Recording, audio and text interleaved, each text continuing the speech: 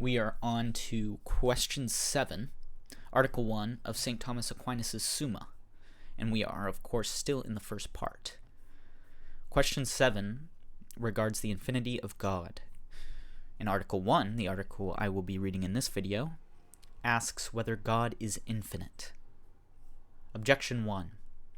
It seems that God is not infinite, for everything infinite is imperfect, as the philosopher says, because it has parts in matter, as is said in his physics. But God is most perfect, therefore he is not infinite.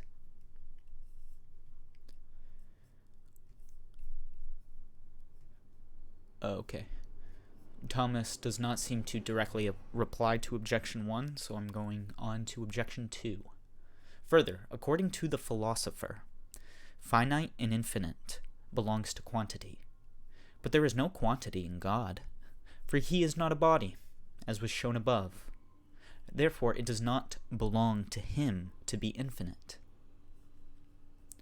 Thomas replies, quantity is terminated by its form, which can be seen in the fact that a figure which consists in quantity terminated is a kind of quantitative form. Hence, the infinite of quality is the infinite of matter. Such a kind of infinite cannot be attributed to God, as was said above in this article. Objection 3. Further, what is here in such a way as not to be elsewhere is finite according to place. Therefore, that which is a thing in such a way as not to be another thing is finite according to substance. But God is this and not another, for he is not a stone or wood. Therefore, God is not infinite in substance.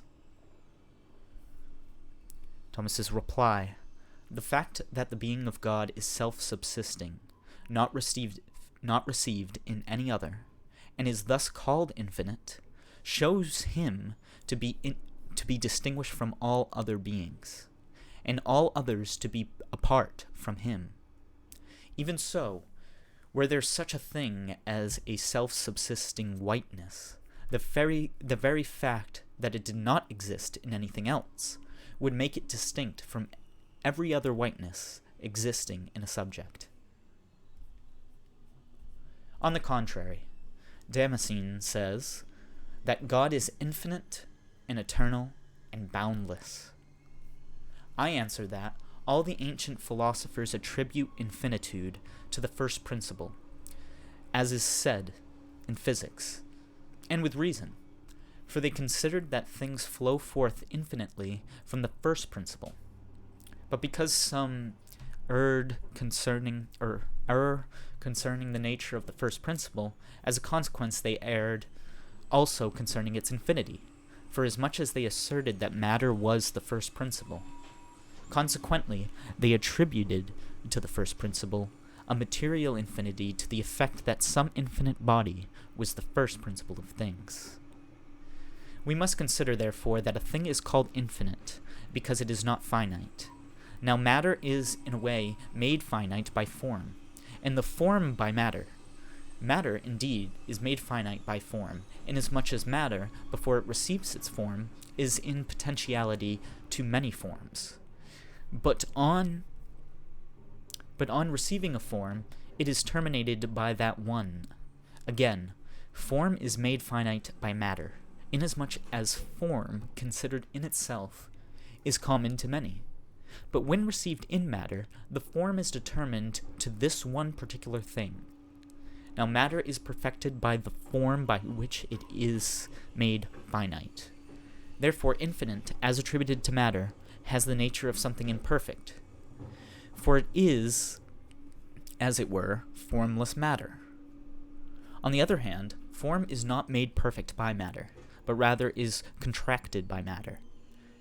And hence, the infinite, regarded on the part of the form not determined by matter, has the nature of something perfect. Now, being is the most formal of all things, as appears from what is shown above. Since, therefore, the divine being is not being received in anything, but he is his own subsistent being, as was shown above, it it is clear that God himself is infinite and perfect. And included in his final answer is his reply to the first objection. So that is Article 1, whether God is infinite. And question 7, the infinity of God.